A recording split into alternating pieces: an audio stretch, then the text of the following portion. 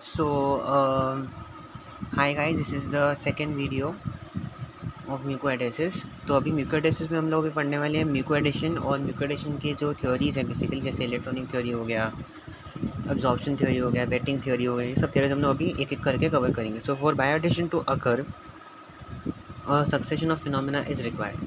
The first is involves an intimate contact between a biodation and a membrane, either from a good wetting on the biodesive surface or from swelling of the biodesive. In the second stage, after contact is established, penetration of the biodesive in, into the crevice of the tissue surface or interpretation of the chains of the biodesive with those of the mucus takes place.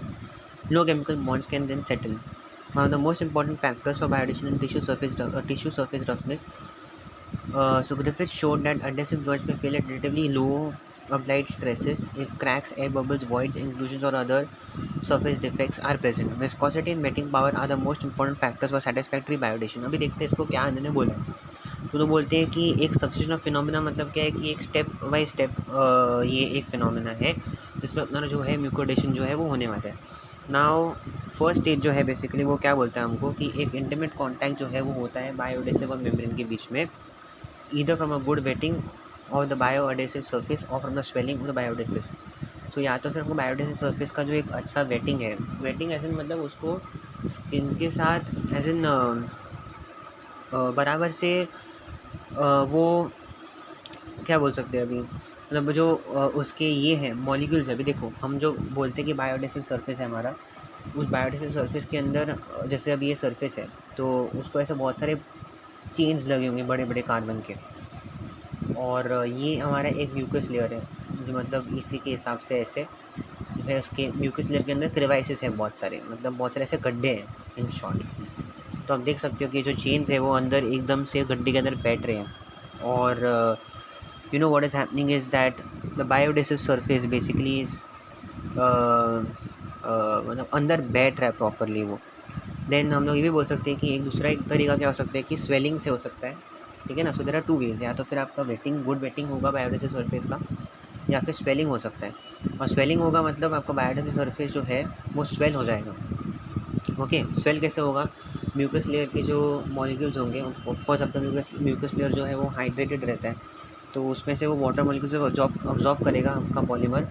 जैसे वो water molecule absorb कर देगा, then and there what will happen is that this thing will swell, biodigestive surface will swell, and because it is swelling what will happen is ज़्यादा spread होगा, ज़्यादा contact बनेगा उसका हमारे म्यूकस लेयर के साथ। जैसे कि अभी आप इसको ऐसे समझो कि हमने जो है एक बायोडेसिव सरफेस इसको डाल दिया है, ये जैसे बायोडेसिव सरफेस इसकी इतना थिन लेयर है ये, और नीचे एक म्यूकस सरफेस है जिसके अंदर बहुत सारे क्रेवाइसेस हैं, ठीक है। अब ये जो है ना हमने ऐसे डायरेक्टली रख दिया इसको। Now compare this with the situation wherein we have this thing, and ये हमारा म्यूकस लेयर है। म्यूकस लेयर से उसने हाइड्रेशन जो है वाटर जो है उसने अपने अंदर अब्जॉर्ब किया, और ये ऐसे स्वेल हो गया बहुत ज़्यादा ऐसे, ठीक है ना, ऐसे स्वेल हो गया। तो आपको लगता है, ये देखो एक सेकेंड ना, इट स्वेल्ड अ लॉट, ठीक है। ये देखो अभी ये स्वेल हुआ और एकदम से इसका जो है ना कॉन्टैक्ट एकदम देखो विथ द लेयर हो रहा है। और वो स्वेलिंग का जैसे क्या है ना कि इट इज़ लाइक ना, थोड़ा ऐसे समझ लो इसको कि आपके पास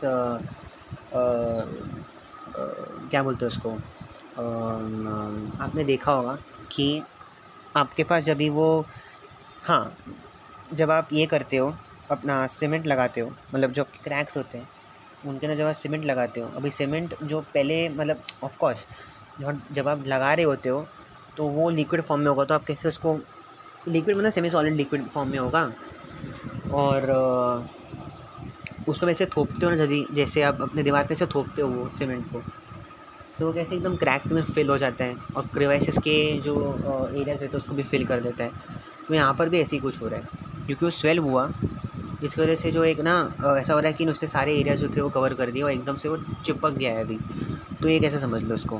देन सेकेंड, ये तो चलो ये तो आपकी फर्स्ट स्टेप होगी। तो एक स्टेप ऐसा हो सकती है कि आपका वेटिंग हो जाएगा या फिर आपका जो है स्वेलिंग होके जो है वो कॉन्टैक्ट में लाएगा, ठीक है। तो दोनों में, हाँ, वेटिंग का मतलब ये होता है कि आपको जो ये चेन्स है ना और आपका जो म्यूकस लेयर है, अब आपको पता है कि ग्लाइकोप्रोटीन लेयर है एंड ऑल दो स्टफ इज देन प्रेजेंट, जो भी हो, बट क्या है ना कि आपके जो चेन्स होंगे उनका अट्रैक्शन विद दीज क्रेवाइसेस या फिर विद द ग्लाइकोप्रोटीन चेन्स, ठीक है ना। ग्लाइकोप्रोटीन चेन्स भी मतलब क्या है ना कि अगर आपका जो चेन्स हैं आपके जो म्यूकस लेयर से लगे हुए हैं और जो चेन्स आपके बायोएडेसिव लेयर से जो चिपक ना लगे हुए हैं, तो वो एक दूसरे में सॉल्युबल होने चाहिए, वो एक दूसरे से कंपैटिबल होनी चाहिए। अगर आपने ऐसा हो गया कि ये जो म्यूकस लेयर के जो क्रेवाइसेस के अंदर जो चेन्स हैं अगर वो नॉन पोलर निकले और आपके जो बायोडेसिव के लेयर की जो चेन्स है वो पोलर निकले, तो ऑफकोर्स नॉन पोलर पोलर तो रिएक्ट मतलब नॉन पोलर पोलर रिएक्ट अपने आप अट्रैक्ट नहीं करेंगे, बराबर है। So both of them have to be polar या तो both of them have to be non polar, तो उस हिसाब से फिर वेटिंग होगी, मतलब उस हिसाब से मतलब वो एक दूसरे के अंदर सल्यूबल हो जाएंगे। या तो फिर आप क्या कर सकते हो, सेकेंड मैकेनिज्म ये है कि भाई स्वेलिंग करके आपका काम हो सकता है। सेकेंड, ये तो फर्स्ट स्टेज हो गया। अभी in the second stage, after contact is established, penetration of the bioadhesive into the crevice of the tissue surface और interpretation of the chains of the bioadhesive with those of the mucus takes place. तो आपको मैंने बताया कि जैसे जैसे पहले बात तो कॉन्टैक्ट बनाएगा, उसके अंदर फिर सेकेंडली अपने चेन्स के अंदर वो इंटरपेनिट्रेट करेगा टिश्यू सरफेस के क्रेवाइसेस के अंदर, बराबर है। देन ये तो हो गया आपका सेकेंड स्टेज। और फिर आपका क्या बोला है यहाँ पर, low chemical bonds can then settle, ठीक है। तो ठीक है, लो केमिकल बॉन्ड्स का कोई प्रॉब्लम नहीं है, बट ये एटलीस्ट आपको ये दो चीज़ें आपको याद रखनी चाहिए कि फर्स्ट स्टेज होता है, एक सेकेंड स्टेज होता है। अभी ये सब तो मैंने कर दिया। One of the most important factors of bioadhesion into tissue surface roughness. देखो, अगर आपका सरफेस रफ ही नहीं है, अगर उसके अंदर क्रेवाइसेस ही नहीं है, तो आपको कैसे चिपकेगा। Now consider surface, of course ये तो मतलब बहुत ही कॉमन सेंस वाली चीज़ है कि अगर आपने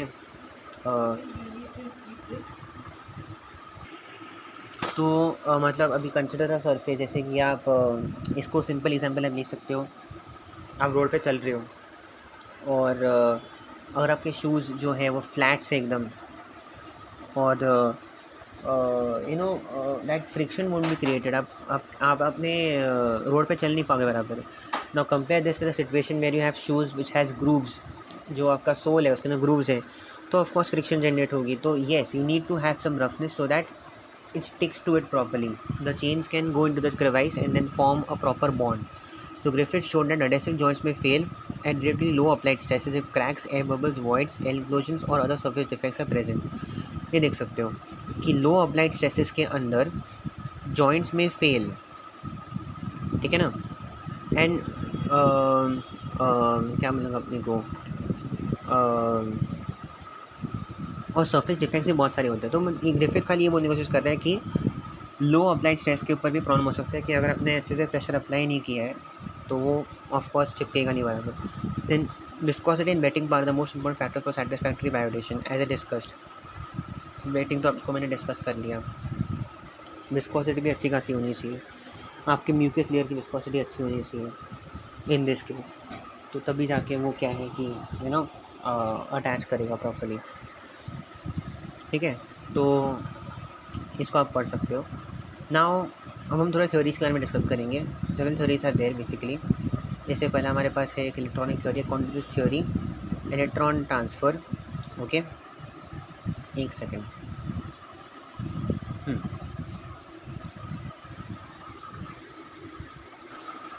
फिर अगर अभी हमने फैक्टर्स की बात कर ही दी है तो थोड़ा और फैक्टर्स के बारे में डिस्कस कर देते हैं। नाउ इनकेस इनके अंदर इतना अच्छे से नहीं दिया हुआ है, तो एज एंड व्हेन मतलब जो मैंने नोट्स बनाए हैं एज एंड व्हेन जैसे मैं बोल रहा हूँ आप उसको नोट डाउन कर सकते हो। तो जैसे अभी और भी फैक्टर्स होते हैं, जैसे अगर आपका जो बॉन्ड है जो आपने बनाया है यहाँ पर, ये देखो आपका जो स्ट्रेंथ है आपके बॉन्ड का, मैं इसको अगर थोड़ा सा हटा दूँ तो आपको ये बराबर से दिखेगा, ठीक है। तो एज यू कैन सी, ये देखो ये जो बॉन्ड्स मेरे बनाए हैं मैंने क्रेवाइसेस के अंदर, जो बॉन्ड्स बेसिकली जाके अंदर बने हैं, ये डिपेंड करेगा आपका, ठीक है ना। ये देखो now strength of these bonds, so strength that is strength of these bonds is proportion to what on the degree of penetration of the polymer groups into the mucus. तो जितना ज़्यादा पेनिट्रेट करेगा उतना ज़्यादा आपका जो बॉन्ड बनेगा अंदर वो ज़्यादा अच्छा बनेगा, ठीक है ना। तो ये एक फैक्टर है जो आपको ध्यान में रखना है। कि भाई बॉन्ड स्ट्रेंथ भी कुछ चीज़ होती है, और बॉन्ड स्ट्रेंथ जो है वो डिपेंड करेगी आपके कितना पेनिट्रेट हुआ है, ठीक है, ये एक चीज़ हो जाती है. Then second thing that you have to note down is one polymer group must be soluble in the other and both polymer types must be of similar chemical structure. We have discuss about this. Wetting nature अच्छा होना चाहिए, wetting property अच्छी होनी चाहिए. We have discuss about this, right. Then अच्छा, now there are two types of bonds that we come across. So we have primary bonding and we have secondary bonding. तो अगर जो प्राइमरी बॉन्डिंग होनी होती है, जैसे कि अभी मैं लिखूँ यहाँ पर primary bonding and secondary bonding. जो प्राइमरी बॉन्डिंग होती है ना, this is happening because of covalent bonds, ठीक है. This is happening because covalent bonds. And secondary bonding is happening because of H bonding. This is happening because of H bonding, ठीक है. अब आपको समझ में आ जाएगा कि आपको देखते समझ में आ गया कि प्राइमरी बॉन्डिंग जो होगी वो ऑफकोर्स स्ट्रॉन्गर होगी. क्यों? Because covalent bonds are always stronger than hydrogen bonding, ठीक है. तो प्राइमरी बॉन्ड्स आर ऑलवेज, तो ये जो जब बनता है ना पॉलीमर का, या फिर जो भी हमारा पॉलीमर जो है म्यूकस के कॉन्टैक्ट में आता है, तो दो बॉन्ड्स बनते हैं. एक तो प्राइमरी बॉन्डिंग बनती है और एक सेकेंडरी बॉन्डिंग बनती है. तो जो प्राइमरी बॉन्डिंग होती है वो ऑफकोर्स ज़्यादा स्ट्रेंथ वाली होती है, और सेकेंडरी बॉन्डिंग जो होती है वो हाइड्रोजन बॉन्डिंग होती है, जो लेसर स्ट्रेंथ की होती है, ठीक है. This can be considered. दूसरे फैक्टर जो मेरे को कंसिडर करने थे यहाँ पर कि क्या बोलते हैं अपन उसको, हाँ, now attractive interactions and then we have repulsive interactions. Okay, so हम देखते थोड़ा सा डिस्कस करते हैं अट्रैक्टिव इंटरेक्शंस के बारे में एंड रिपल्सिव इंटरेक्शंस के बारे में. तो यहाँ पर लिखा हुआ है कि जो मैंने नोट्स बनाए हैं, मैंने इसमें लिखा था कि अट्रैक्टिव इंटरेक्शंस जो होते हैं वो अराइज होते हैं वैन डर वाल्स फोर्सेस से, या फिर एच बॉन्ड से, या फिर हाइड्रोजन हाइड्रोफोबिक इंटरेक्शंस की वजह से जो है अट्रैक्टिव इंटरेक्शंस होते हैं. बट अगर जो रिपल्सिव इंटरेक्शन होने होंगे वो क्या होंगे, वो कब होंगे, जब आपके इलेक्ट्रोस्टैटिक एंड स्टैटिक इंटरेक्शन आ जाते हैं. मतलब इसका बोलने का मतलब मेरा ये है कि अट्रैक्टिव इंटरेक्शन सब आएंगे जब आपके पास वैन डर वाल्स फोर्सेस होंगे between your bioadhesive layer and your mucus layer. Okay, bioadhesive and mucus layer के बीच में अगर van der Waals forces of attraction है, अगर एच बॉन्डिंग है, या फिर हाइड्रोफोबिक इंटरेक्शन है, ठीक है, तो मैं बोल सकता हूँ कि अट्रैक्शन होगा, अट्रैक्टिव इंटरेक्शंस होंगे. बट रिपल्शन कब होगा, कि ऐसा हो सकता है कि आपका म्यूकस लेयर तो हमको पहले से पता है, जैसे हमने लास्ट लेक्चर में पढ़ा था कि it is negative, it is carrying a negative charge, mucus layer is carrying a negative charge. So अगर आपका जो पॉलीमर है वो भी नेगेटिव चार्ज कैरी करेगा, तो इस हिसाब से तो रिपल्शन हो जाएगा, ठीक है. तो ये रिपल्शन इंटरेक्शंस हो सकते हैं, ठीक है. थोड़े बहुत चीज़ें आपको याद रखनी चाहिए. So in all what are the factors that we consider. सबसे पहला फैक्टर जो हमने कंसिडर किया वो है टिश्यू रफनेस, कि भाई टिश्यू रफनेस ठीक ठाक होनी चाहिए. Then the second factor that we consider was wetting power, ठीक है, कि भाई वेटिंग पावर अच्छी होनी चाहिए. We discuss about wetting power, right. Then viscosity जो है अगर आपके बायोडेसिव लेयर की, नाउ सी नॉट नेसेसरी कि आपका बायोडेसिव लेयर जो है वो एक मतलब एक सॉलिड कंटेंट होगा, ठीक है ना. वो bioadhesive layer can be anything. Okay, it can be a semi solid preparation also. तो अगर आप उसको पोर कर रहे हो अपने स्किन के ऊपर, तो बेसिकली वो पोर हो जाएगा. And then for it to spread properly it should have lesser viscosity. Compare it with the solution which is like compare, now you can think of this like जो आप creams लगाते हो, तो compare cream with जो आपका cream है, suppose कोई भी आपका क्रीम, जो मॉइस्चराइजर क्रीम हो जाता है, जो भी क्रीम्स होते हैं, ठीक है, अगर वो आप उसको हाथ में स्प्रेड करने की कोशिश करोगे तो वो इतना भी विस्कस नहीं होता है. विस्कस है, इतना विस्कस नहीं होता, because if it is more viscous then it won't be able to spread properly. Spread नहीं होगा अच्छे से, तो फिर वो पेनिट्रेट नहीं कर पाएगा. इंटरपेनिट्रेशन जो मेन हमारा गोल है, interpenetration would be happening there. That is one of the most important things. Then दूसरी चीज़ जो हमने कंसिडर किया, अट्रैक्टिव इंटरेक्शंस होने चाहिए और रिपल्सिव इंटरेक्शंस नहीं होने चाहिए. These are the things that we discussed. Now we will be discussing about theories of biodegradations. The first theory is electronic theory. Electronic theory क्या बोलती है, that according to this theory electron transfer occurs upon contact of an adhesive polymer with a mucous glycoprotein network because of differences in the electronic surfaces. Now this results in the formation of electric double layer at the interface. Adhesion occurs due to attractive forces across a double layer. Now I'll just explain this to you. मतलब in short क्या हो रहा है कि electronic transfer हो रहा है, okay, सो कैसे होगा मैं बताता हूँ। क्या बोला इन्होंने यहाँ पर, difference in the electronic structures. Now you can think of this as this। से देखो, जब बस मेरे पास अभी ये लेयर है और ये मेरा लेयर है, this is a polymer layer and this is your, जैसे अभी ये हाँ, ये तो अपना ये लेयर है, पॉलीमर लेयर है, और ये तो अपना म्यूकस लेयर है। तो जैसे आप देख सकते हो कि ये तो अपना पॉलीमर लेयर है और अपनी म्यूकस लेयर है। तो अभी इसके में जो स्ट्रक्चर्स है, जो स्टेन्स हैं बेसिकली, इनके ऊपर कुछ ना कुछ इससे फंक्शनल ग्रुप्स लगे होंगे, और वो फंक्शनल ग्रुप जो रहते हैं वो चार्जेस कैरी करते होंगे।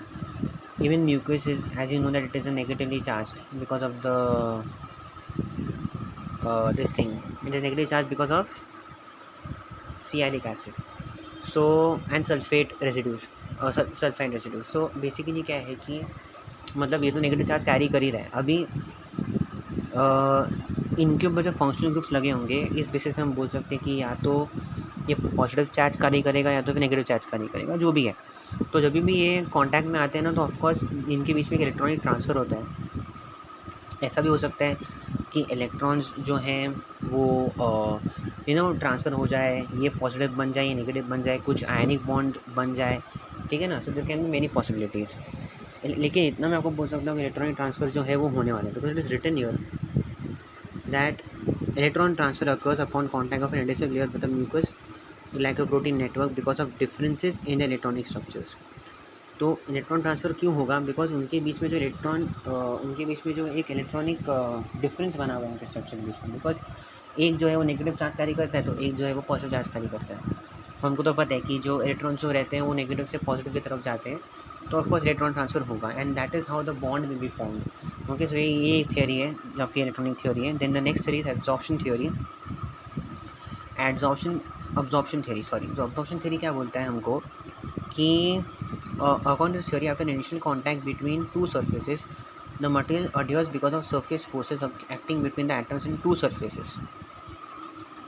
Two types of chemical bonds resulting from the forces can be distinguished। आपको जब मैंने बताया था what are primary chemical bonds and what are secondary chemical bonds, ये देखो आपकी theory यहाँ पर आ गई।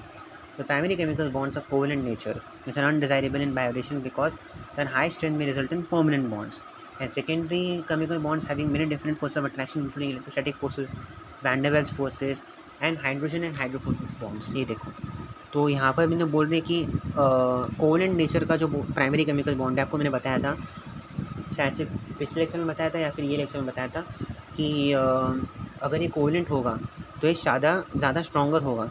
और ऑफकोर्स अभी आप ये इमेजिन करो कि मेरे पास ये बायोएडेसिव लेयर है और ये मेरा म्यूकस लेयर है। अभी अगर इनके बीच में कोवेलेंट बॉन्ड फॉर्म हो जाता है, आपको तो पता है कि कोवेलेंट बॉन्ड्स आर मतलब we can not say that they are permanent, but they are highly stable bonds, right, and it's very hard to break them. तो अच्छी खासी एनर्जी लगानी पड़ती है, एंड अगर बायोएडेसिव लेयर मेरा ऐसा कोवेलेंट बॉन्ड बना के फॉर्म हो जाएगा, भाई वो चमड़ी से निकलेगा नहीं हमारी। It will very hard for us to then remove the bioadhesive layer after the work is done.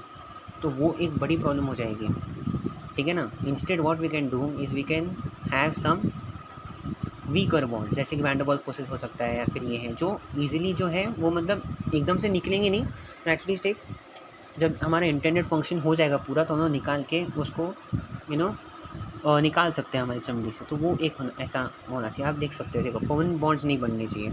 And secondary chemical bond जो है देखो, तो ये ऐसा होना चाहिए, आपको समझ में आना चाहिए। ये हमारी एब्जॉर्प्शन थ्योरी हो सकती है। सो एब्जॉर्प्शन थ्योरी हम लोग को ये बोलने की कोशिश कर रही है कि there are two chemical bonds that can be form, ठीक है, after the initial contact between the two surfaces. एक है प्राइमरी केमिकल बॉन्ड और एक है सेकेंडरी केमिकल बॉन्ड।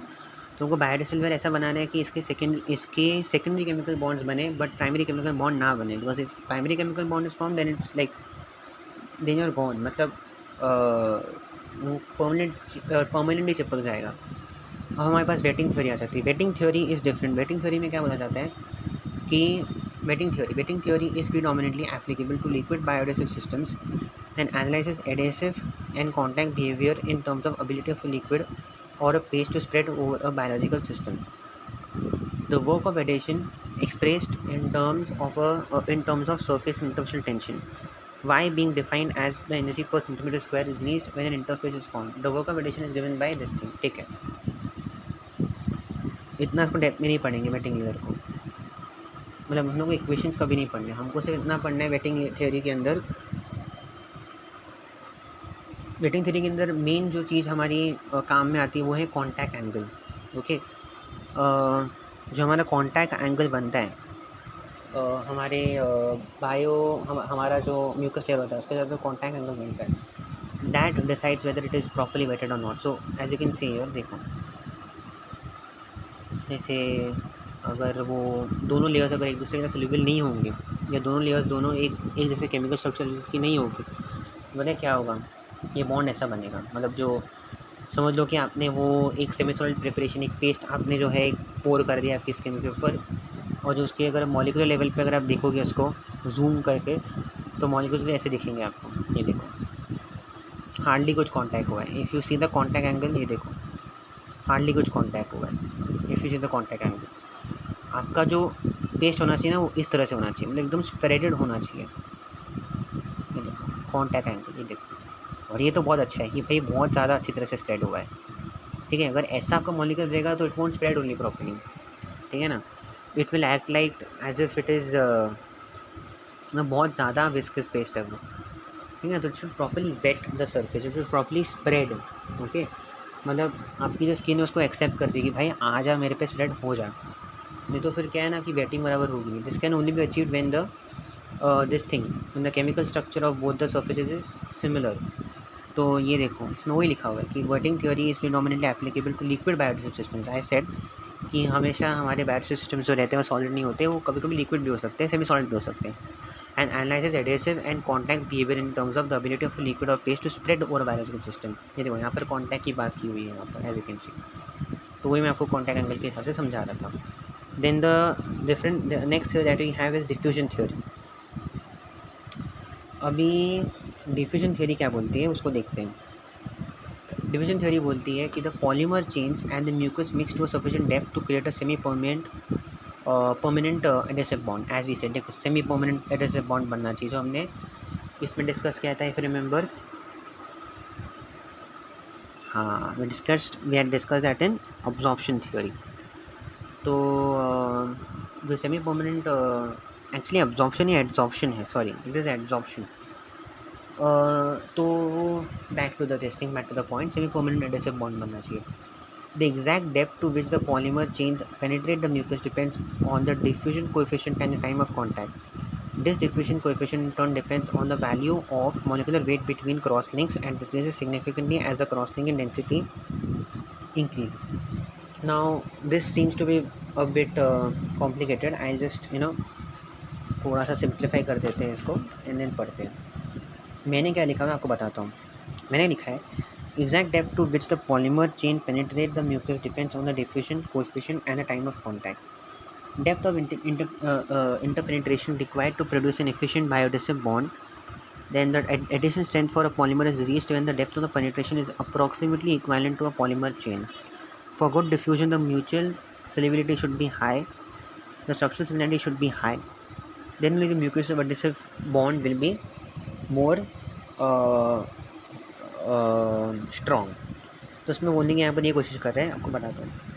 अगर आपने जो है पहला चैप्टर NDDS का जो मतलब है हमारा, जिसके अंदर हमने डिफ्यूजन कोएफिशिएंट भर के बात किया हुआ है, you can refer that concept.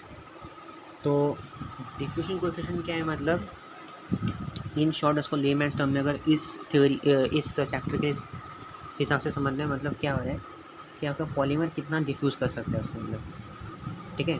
तो उसकी एबिलिटी क्या है अंदर डिफ्यूज़ करने की, ठीक है। एंड टाइम ऑफ कॉन्टैक्ट, ज़्यादा टाइम अगर वो बिताएगा तो ऑफकोर्स वो ज़्यादा पेनिट्रेट कर पाएगा। अगर आपने 2 दिन के लिए मतलब उसको you just have kept it for 2 days, 2 दिन के लिए रखा, एकदम से निकाल दिया, ऑफकोर्स 2 दिन बड़ी चीज़ है, 2 दिन भी बहुत ज़्यादा टाइम है। It is like if you keep it for 5 minutes में निकाल दिया इसको, तो उसने बॉन्ड ही नहीं बना पाया भाई, ड्रग क्या सेलेबल होगा आपको। डिफ्यूजन कोएफिशिएंट तो पहले बात तो पेनिट्रेट तो करना था आपका पॉलीमर को, ड्रग ड्रग जाना अंदर, ड्रग डिफ्यूज़ करना इज़ सेकेंडरी। फिर आपका पॉलीमर तो पेनिट्रेट करने को, उस पॉलीमर के पेनिट्रेट करने के लिए, उस पॉलीमर के डेप्थ, मतलब उसका पॉलीमर का जो पूरा एग्जैक्ट डेप्थ में जाने के लिए उसको डिफ्यूजन कोएफिशिएंट मतलब पे डिपेंड करना पड़ेगा कि आपका पॉलीमर कितना डिफ्यूज़ कर सकता है उसके अंदर। तो एक the ability of the polymer to penetrate inside, ठीक है, and the time of contact, let it piece there for some time, ठीक है ना। This diffusion coefficient in turn depends, अभी ये डिफ्यूजन कोएफिशिएंट किस पे डिपेंड करता है, हमारे मॉलिक्यूलर वेट पे डिपेंड करता है। Molecular weight between cross links and decreases significantly as a cross link density increases. मतलब क्या, आपको जैसे मैंने बताया था पिछले लेक्चर के अंदर कि हमारा जो म्यूकस लेयर होता है वो बेसिकली हमारा जो रहता है वो ऐसा मैश लाइक पैटर्न होती है। अब आपको पता है कि यहाँ पर ये भी एक चेन है, ये भी एक चेन है, इसके बीच में जो है एक वॉइड स्पेस है। तो ये देखो, ये चेन और ये चेन ने क्रॉस लिंक बनाया हुआ है, ठीक है। तो ये जो वॉइड स्पेस आपको दिख रहा है उसके अंदर मतलब कितना वॉइड स्पेस है, वो कितना what you can say is how big is this void space. If this void space is bigger, then the polymer will be able to diffuse much more efficiently, and it will be able to have a proper contact with the mucus layer. But अगर वो क्रॉसलिंग इतनी ज़्यादा है, अगर क्रॉसलिंग एकदम dense है, ठीक है ना, वही हम लोग बोले ना क्रॉसलिंग इन डेंसिटी, तो क्रॉसलिंग अगर एकदम डेंस्ड है तो it will create problems, polymer अंदर घुस ही नहीं पाएगा, ठीक है। तो उस हिसाब से इसको हम लोग को सोचना है, ठीक है। और दूसरी चीज़ क्या बोली हुई है कि आइडली जो हमारा है म्यूकस लेयर का जितना क्रिवाइस है ना, ठीक है ना, वो जो है अप्रॉक्सीमेटली इक्विवेलेंट होना चाहिए हमारे पॉलीमर के चेन के साइज़ को, ठीक है। मतलब ये म्यूकस लेयर का क्रिवाइस है सब कुछ, ये देखो ऐसे क्रिवाइसेस है, जो हमारे चेन्स है ना वो एग्जैक्ट इतने लेंथ के होने चाहिए, एग्जैक्ट नहीं एटलीस्ट अप्रॉक्सीमेटली। तो वो यहाँ पर बोलने की यहाँ पर ये कोशिश कर रहा है। Then the next two theories at a left is fracture theory.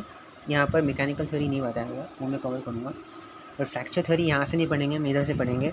It analyses the force required to separate the two surfaces after. अच्छा ये देखो, ये सबसे ज़्यादा काम में आने वाला थ्योरी है, बिकॉज ये डिस्कस नहीं करता है कि आपका पॉलीमर जो है कितने स्ट्रेंथ से इसको अटैच हुआ है म्यूकस लेयर को। ये डिस्कस ये ऐसा करता है कि आपका जो पॉलीमर है और आपका जो म्यूकस लेयर है उन दोनों को सेपरेट करने के लिए कितनी फोर्स लगेगी, फिर उससे आप सोच सकते हो कि कितना स्ट्रेंथ होगा। तो ये इनडायरेक्टली बात करते हैं, but this is matter. So it analyses the force required to separate the two surfaces after radiation is established. It does not take into count the interpretation and diffusion of the polymer chains. ये theory बात ही नहीं करती interpretation की और diffusion of polymer chains की, बिल्कुल बात ही नहीं करती। ये सिर्फ बात करते हैं कि भाई ये दो जो पॉलीमर ये जो दो सर्फेसेस जो एक दूसरे से एडिशन हुआ है जिनका, इनको हमको सेपरेट कैसे करना है, that's it. So it is used for rigid and semi rigid bioadhesive material, ठीक है, ये कोई प्रॉब्लम नहीं। Okay, this is how we have discuss the fracture theory also. And last theory जो यहाँ पर मेंशन नहीं है is mechanical theory. considers adhesion to be due to the filling of the irregularities on a rough surface by a mucoadhesive layer. Such roughness increases the interfacial area available to interactions, thereby aiding dissipating energy.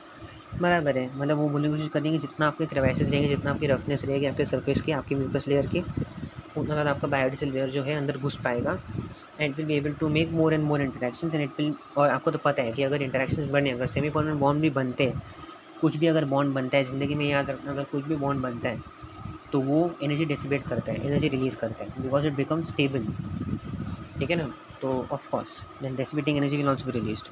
तो ये mechanical theory आपको बोलते हैं। Will quickly revise all the theory. सबसे पहले हमारा theory जो था वो था इलेक्ट्रॉनिक थ्योरी। वो बोलती थी कि हमारे पास इलेक्ट्रॉनिक डबल लेयर है, इलेक्ट्रॉनिक ट्रांसफ़र होता है between two electronic surfaces because of difference between the electronic structures, ठीक है ना, of the two surfaces. Then we had absorption theory where we studied about different types of bonds, primary bond, secondary bond.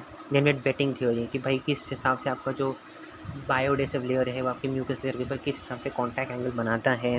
Then we have diffusion theory. Diffusion theory हमको क्या बोलता था कि depth of interpretation कितना है, ठीक है ना, डिफ्यूजन कोएफिशिएंट कितना है, वो आपके बारे में, उसके बारे में डिस्कस करता है डिफ्यूजन थ्योरी हमारा, कि भाई कितना डेप्थ है आपके क्रेवाइस का। तो आपका पॉलीमर का जो चेन का लेंथ होना चाहिए वो एक्जैक्टली अप्रॉक्सीमेटली सिमिलर होना चाहिए आपके म्यूकस लेयर के क्रेवाइस का। देन फ्रैक्चर थ्योरी जो हमने पढ़ा उसमें हमने क्या पढ़ा कि the force required to separate the two surfaces after adhesion is established, ठीक है ना, इसके बारे में हम बात करते हैं। एंड मैकेनिकल थ्योरी तो यही है कि जितना ज़्यादा रफनेस होगी उतना ज़्यादा अच्छा होगा। That's it. So here we finish the video.